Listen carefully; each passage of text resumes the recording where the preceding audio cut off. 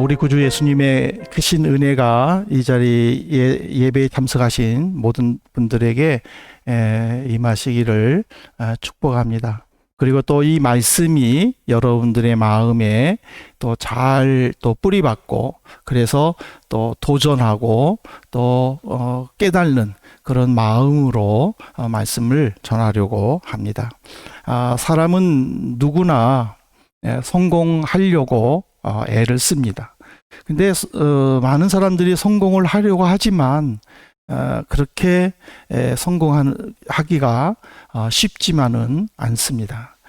시대를 초월해서 서점에 수없이 쏟아져 나오는 성공에 대한 비결들, 그리고 또 인터넷 검색만 하면은 아주 다양한 그 성공 사례와 방법들, 이 모든 것들이 끊어지지 않고 계속적으로 나오는 것은 다들 저마다 성공하고 싶은 마음들이 누구보다도 강하다라는 것을 가르쳐 줍니다.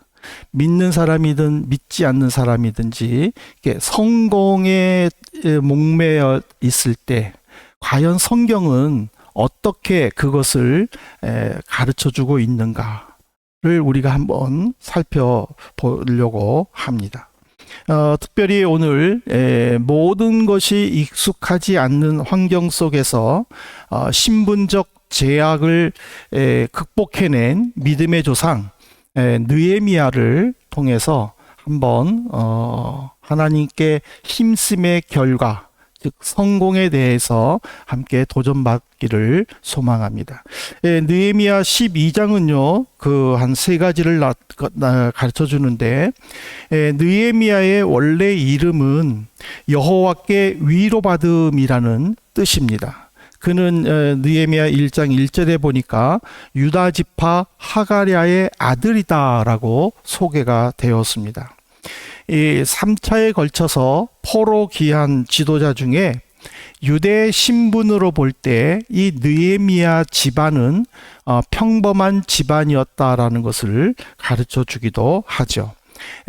이스라엘 백성들이 바벨론의 포로로 갔다가 70년이 지났을 때에 이제 하나님의 은혜로 그 페르시아 왕 고레스의 칙령으로 말미암아 이스라엘 백성들이 고국으로 돌아갈 길이 열렸을 때에 그 첫 지도자는 바벨론에서 나왔다라는 이름을 가진 스룹바벨, 바벨론 이름으로는 스알디엘이라고 하는데, 바벨론이 남쪽 유다를 공격을 해서 두 번째 포로를 끌려갈 때에 그때 왕이었던 여호야긴, 때로는 역대 상에는 여고냐로 나오는데, 예수님의 족보에도 여고냐로 나오는데 그 여호야긴의 아들이기도 합니다. 스룹바벨이.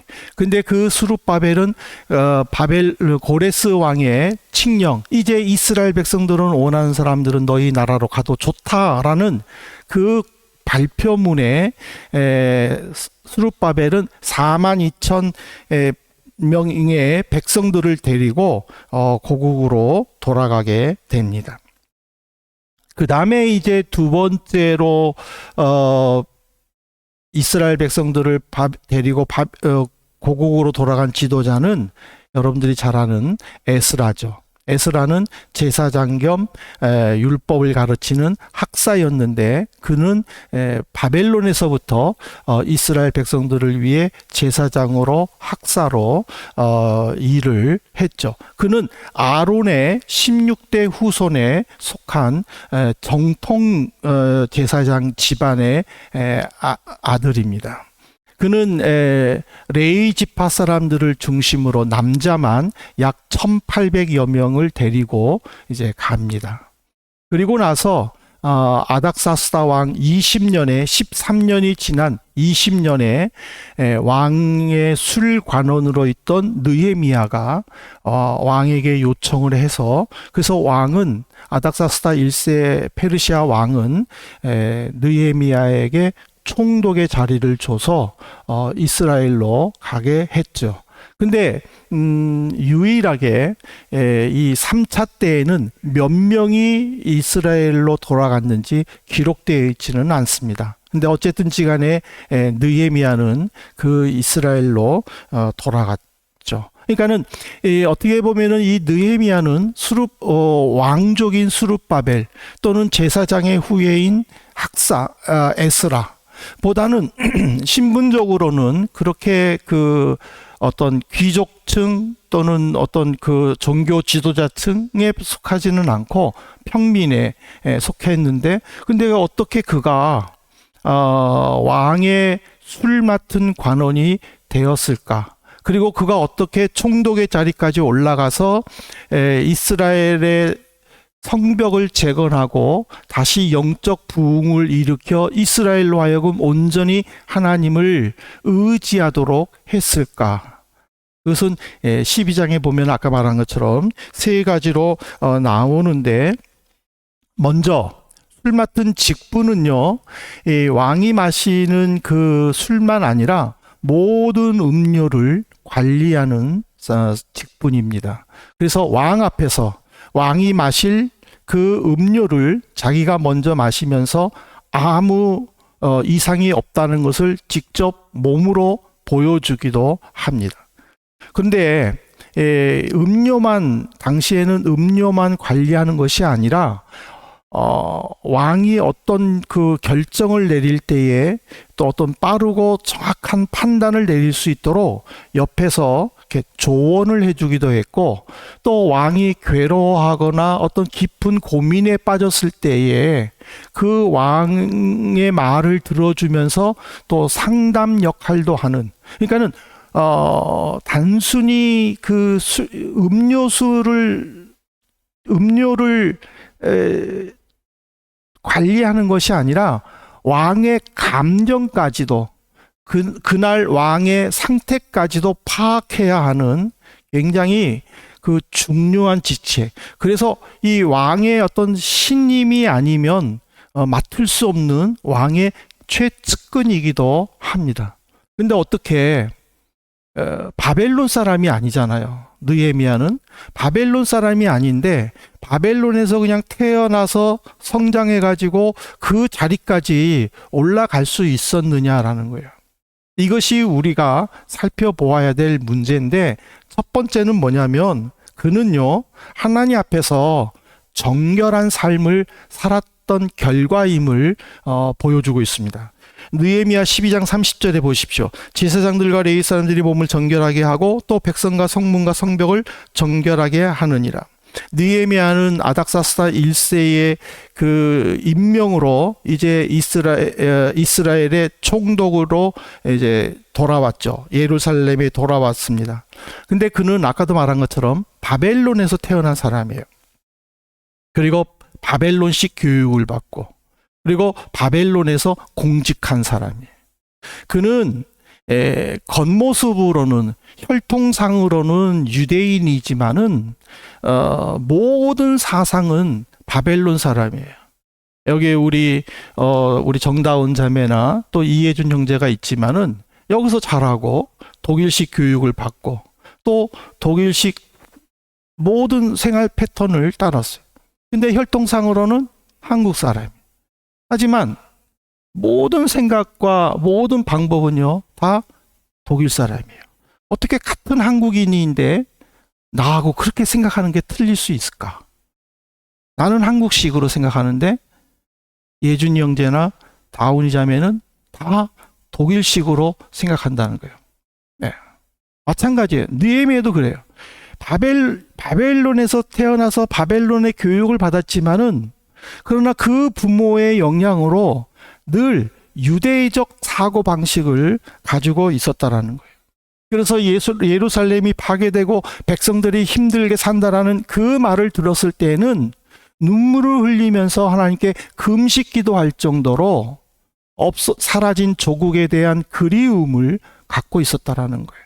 이미 그가 태어나기 전에 이스라엘이 멸망했는데 어떻게 지금 그가 그 전 세대에 살고 있는 그 이스라엘 땅을, 가보지도 않은 이스라엘 땅을 그리워했을까? 그거는 그 부모의 교육의 간접적인 영향 속에서도 여전히 그는 자신의 정체성이 유대인이라는, 나는 하나님의 자녀라는 그 사고방식을 버리지 않았다라는 사실입니다.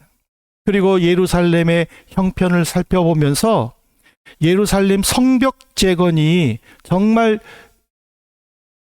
시급하다는 것을 알았을 때는 이미 에스라 때, 그리고 그 70여 년 전에 스룹바벨 때 왔었던 그 이스라엘 지도자들을 설득을 해서, 백성들을 설득을 해가지고 예루살렘 성벽을 재건하는데 힘썼다라는 거죠. 그리고 또 성벽을 52일 만에 재건했다라고 성경은 기록되어 있어요.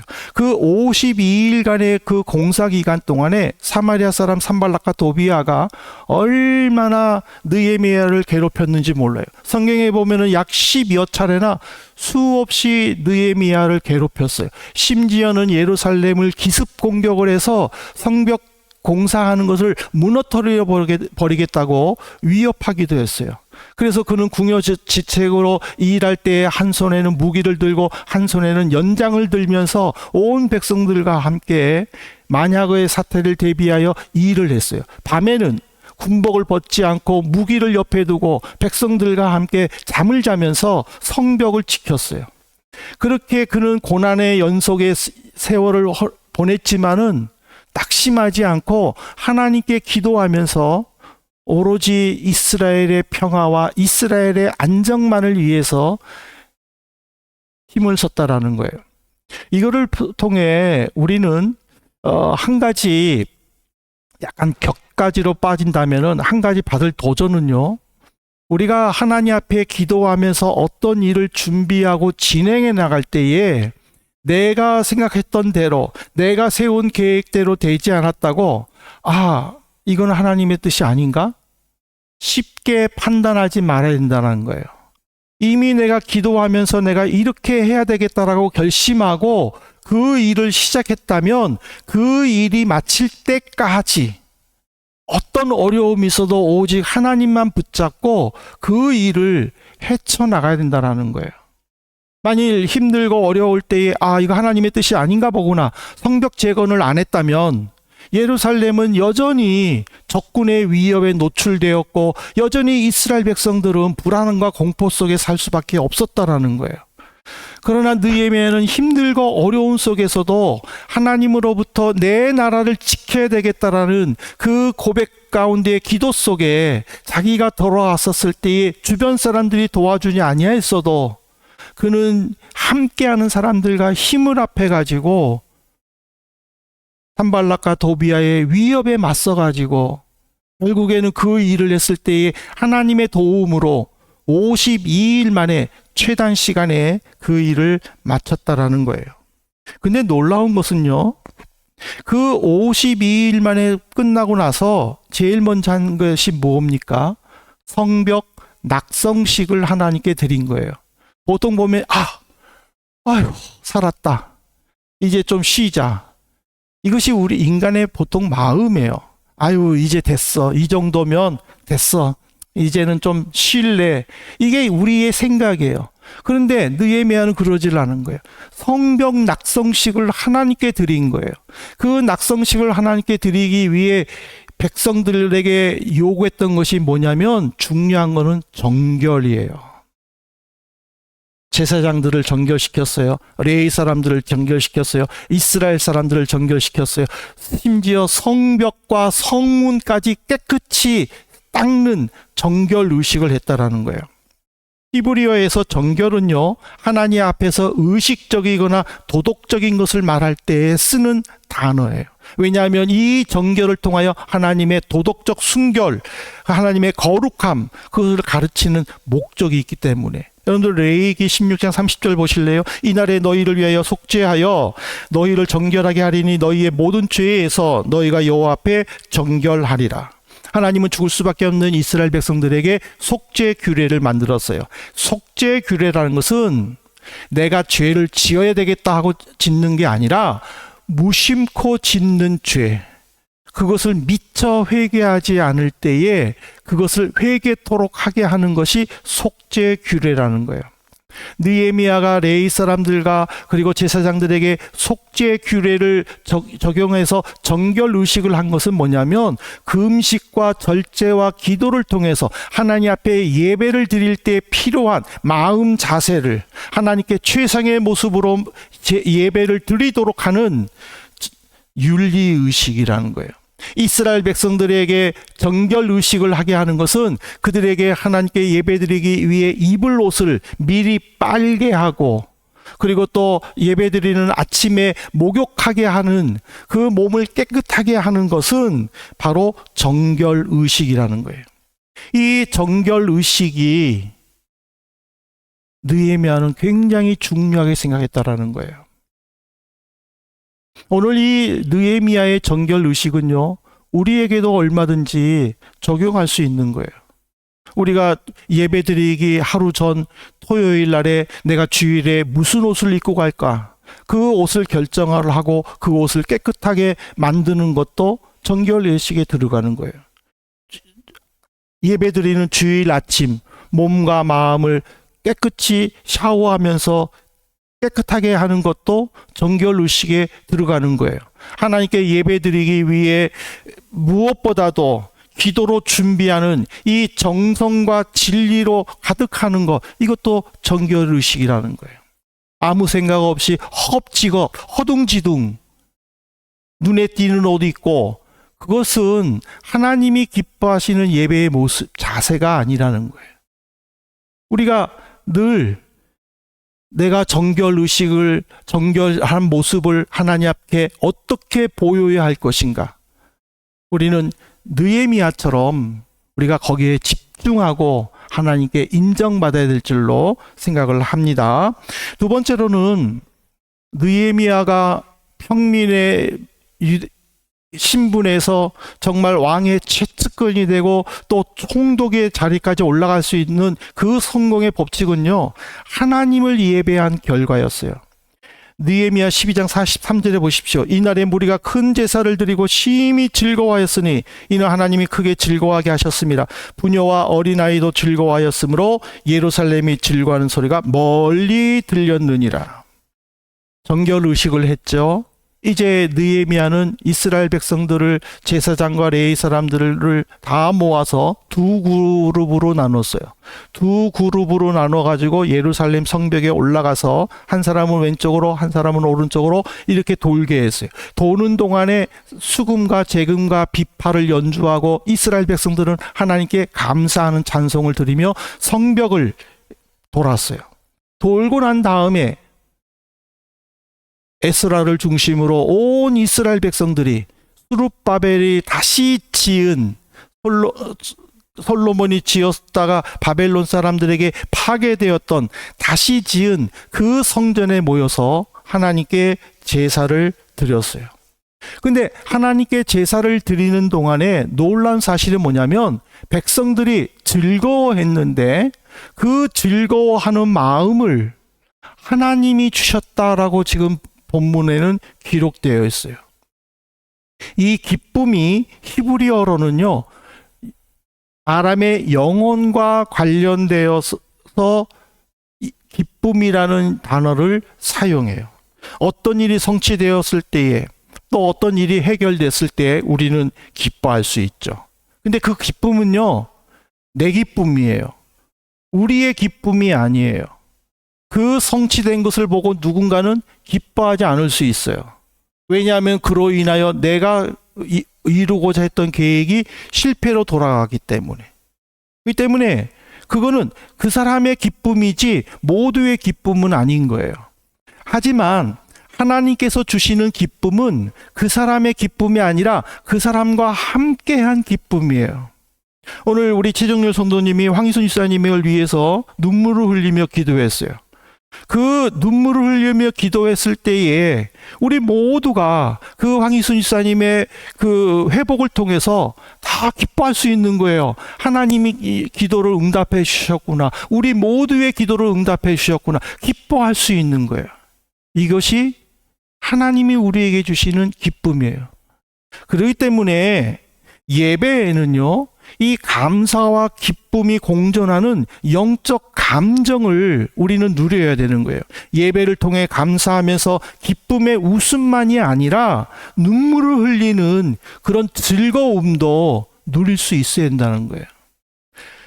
느헤미야 8장 9절에 보실래요? 백성이 율법의 말씀을 듣고 다 우는지라. 총독 느헤미야와 제사장 겸 학사 에스라와 백성을 가르치는 레위 사람들이 모든 백성에게 이르기를 오늘은 너희 하나님 여호와의 성일이니 슬퍼하지 말며 울지 말라. 백성들은 새벽부터 정오까지 에스라가 전파하는 하나님의 말씀을 들었어요. 그들은 수문 앞 광장에서 모여가지고 말씀을 들었을 때에 그 말씀이 자신들의 마음의 문을 연 거예요. 자신들의 마음의 문을 열었을 때에 자기들의 잘못을 깨닫게 된 거예요. 잘못을 깨닫게 됐을 때에 그들은 눈물을 흘리기 시작한 거예요. 눈물을 흘리며 회개하며 엉엉 통곡하며 울기 시작을 한 거예요. 하나님께서는 그들의 마음을 어루만져 주셨다라는 것을 지금 가르쳐 주시는 거예요. 그런데 에스라가 총독 느헤미야와 더불어 레위 사람들과 함께 온 백성들을 다독이는 거예요.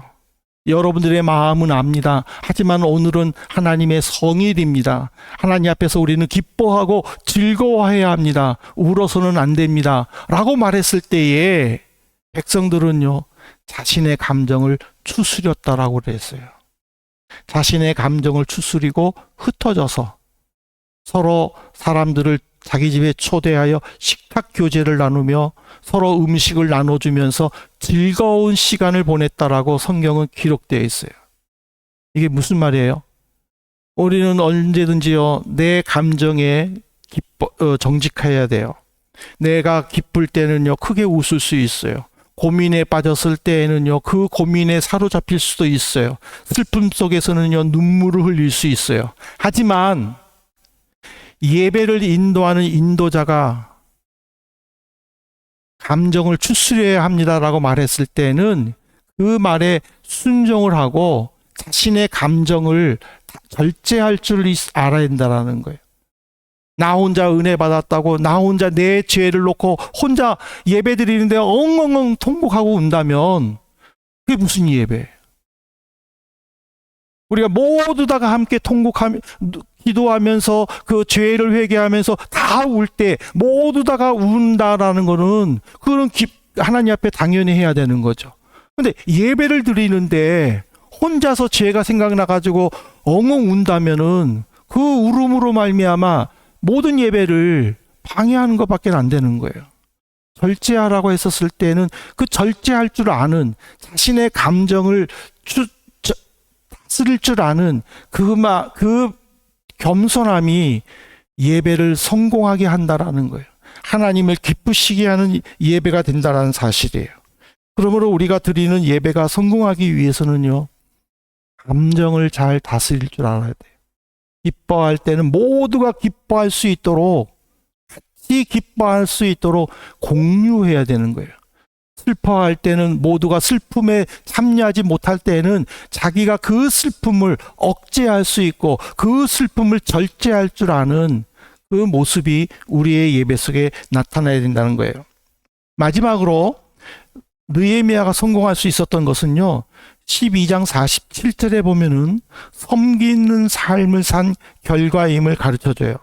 스룹바벨 때와 느헤미야 때에 온 이스라엘이 노래하는 자들과 문지기들에게 날마다 쓸 몫을 주되 그들이 성별한 것을 레위 사람들에게 주고 레위 사람들은 그것을 또 성별하여 아론 자손에게 주었다.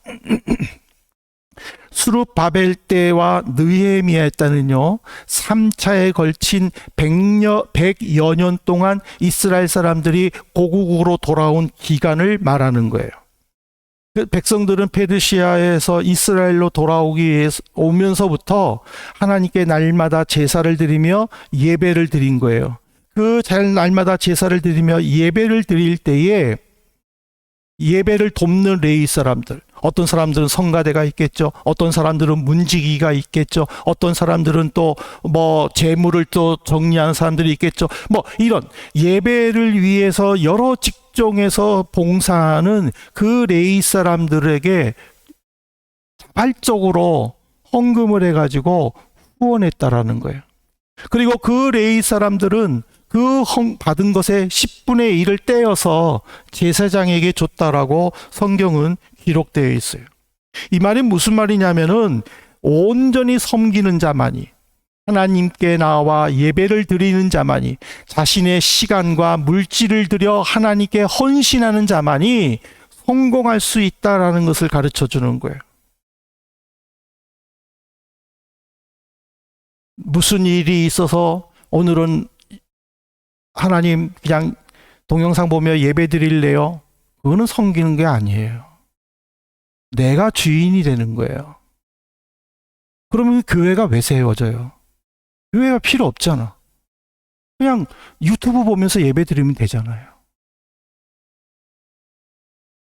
오늘은 무슨 일이, 그게 왜 주일에 오늘은 무슨 일이 왜 필요하죠? 그는 온전한 섬김이 아니에요. 그러면서 우리는 기도하죠. 하나님 복 주세요. 건강 주세요. 성공하게 해주세요. 이거 합격하게 해주세요. 내가 주인이 됐는데 하나님이 주시겠어요? 섬긴다라는 거는요, 종이 주인을 섬기는 거예요. 내가 주인이면요, 나는 섬기는 게 아니에요. 섬김을 받아야 되는 거예요. 섬기는 거는 나는 종이란 뜻이에요. 그러면 나에게는 누군가 주인이 있잖아요. 그 주인을 섬기는 거예요. 그러면 주인의 입장에서 내가 섬겨야죠. 여러분, 이 섬긴다라는 거를요, 우리는 잘 생각하셔야 돼요. 나는 하나님의 종입니다라고 했을 때 여러분들 종이란 단어를요, 잘 생각하셔야 돼요. 느헤미야는 총독이었잖아요. 그럼에도 불구하고 그는 하나님을 섬겼다라는 거예요. 섬겼는데 그러면 하나님이 평안함을 주셔야 되잖아요. 그렇지만은 산발락과 도비아를 통해서 수없이 어려움을 주잖아요. 그런데도 느헤미야는 그것을 극복하잖아요. 그것이 진정한 섬김이라는 거예요. 그런 섬김이 우리들에게 나타나기를 진심으로 소망합니다. 이제 결론을 맺겠습니다. 사랑하는 성도 여러분, 어떤 글을 보니까 기독교인의 목표는 성공이 아닌 하나님의 영광이다라고 소개되었더라고요. 하나님의 영광, 우리 기독교 성도의 목표, 당연하죠. 당연한데 저는 좀 이런 생각을 해봐요. 이왕이면 다홍 치마라고, 같은 치마라도 단색보다는 울긋불긋한 치마가 예쁘지 않겠어요? 그러면 내가 성공도 하고 또 겸손하면서 하나님의 영광을 나타내면 더 좋지 않을까? 여러분들 어떻게 생각하세요? 나는 하나님의 영광만을 위해 살래. 여러분들 그게 살아세요. 그렇지만 나는 여러분들에게 성공도 하고 하나님의 영광을 위해서도 살라고 저는 그렇게 권면하고 싶어요. 느헤미야를 보세요. 포로 민족의 한계를 뒤덮었잖아요. 그는 바벨론 사람들에게 볼 때는요, 포로 민족이에요. 노예였어요. 유대인에 볼 때는요, 그냥 평범한 사람이었어요. 평민이었어요. 그럼에도 불구하고 그가 총독이 됐고 술 맡은 관원이 될 수 있었던 것은 바벨론에 살면서도 하나님의 자녀의 정체성을 잊지 않았다라는 거예요. 조국을 부끄러워하지 않았다라는 거예요. 조국이 위기에 빠졌을 때는 편안하고 돈을 많이 벌 수 있는 그 자리를 포기하고 돌아가는 희생정신을 보였더라는 거예요. 평안을 위해 이 일을 추진할 때는 어려움을 견디면서 끝까지 하나님께 기도하며 그 일을 달성했다라는 거예요. 그렇다면 우리들도 느헤미야와 같은 모습을 보여야 된다는 거예요. 나만의 영광이 아니라 나와 공동체의 영광을 위해서, 무엇보다 하나님의 영광을 위해서 우리가 힘써야 한다는 거예요. 그리고 그 일이 이루어졌을 때에는 자신의 공로로 돌리는 것이 아니라 하나님께 예배드리면서 감사 찬송하면서 하나님께 영광 돌리는, 하나님을 섬기는 그 삶을 살아야 한다는 사실입니다. 모쪼록 우리 한민의 성도님들, 하나님의 영광을 나타내고 선한 영향력이 다른 사람들에게 끼쳐서 그것을 보고 하나님을 믿겠다라고 단 한 사람만이라도 결단한다면 그 사람은 성공한 사람이에요. 그 성공한 사람을 통해 하나님의 영광은 이 땅에 나타난다는 사실입니다.